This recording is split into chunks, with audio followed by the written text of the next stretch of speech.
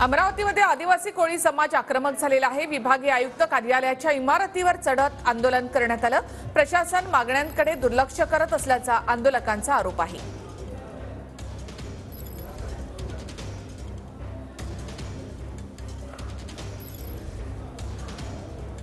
अधिक माहितीसाठी आपण थेट जाऊयात आमचे प्रतिनिधी स्वप्नील उमाप यांच्याकडे।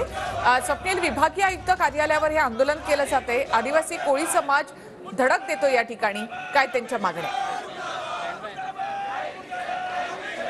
नक्कीच 10 दिवसापूर्वी जो आहे तो हजारोच्या संख्येने आदिवासी कोळी महादेव समाजाच्या लोकांचा मोर्चा निघालेला होता। 21 दिवस झाले आमरण उपोषण सुरू आहेत। 1976च्या कायद्याची अंमलबजावणी करावी आणि जात प्रमाणपत्र व वैधता प्रमाणपत्र देण्याची मागणी जी आहे ते संपूर्ण आदिवासी कोळी महादेव समाजाची आहे। परंतु मागण्या मान्य न झाल्यामुळे उपोषणकर्ते गजानन चुनरीकर जे आहे ते विभागीय आयुक्त कार्यालयाची जी इमारत आहे त्या इमारतीवर चढून जे तो त्यांनी निषेध केलेला आहे।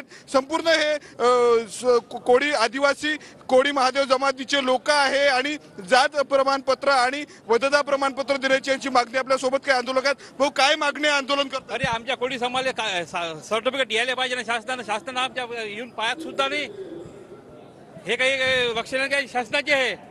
21 दिवसांपासून भाऊ आंदोलन सुरू आहे। 21 दिवस आमचं म्हणणं शासनाला एकच आहे, 1976ची अंमलबजावणी तुम्ही करा आणि जे शासनाला आम्हाला 1976 मध्ये शेड्यूल ट्राईब मध्ये टाकला, अनुसूचित जमातीमध्ये, इथले प्रशासन, इथलं SDO, इथले तहसीलदार, इथले कमिशनर सर्व आमचे पुरावे दाखल करून तरी आम्हाला आरक्षण देत नाही आहे। तरी धन्यवाद स्वप्नील एकूणच माहितीबद्दल। तर अमरावतीमध्ये आदिवासी कोळी समाज आक्रमक झालेला आहे। विभागीय आयुक्त कार्यालयासमोर त्यांनी ठिय्या आंदोलन सुरू केलेलं आहे।